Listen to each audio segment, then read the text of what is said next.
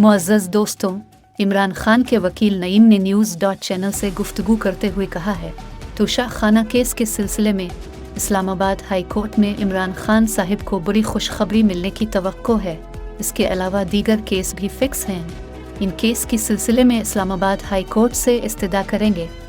तो video link के ज़रिए इमरान खान साहिब को शामिल कर लिया जाए या इमरान खान साहिब को कोर्ट में तलब कर लिया जाए, ये दोनों सूरतें कानून में मौजूद हैं। आज जेल हुक्काम की जानिब से इजाज़त है। हम इमरान खान साहिब को मिलने के लिए अटक जेल जा रहे हैं क्योंकि उनसे कानूनी मशावरत की जा सके।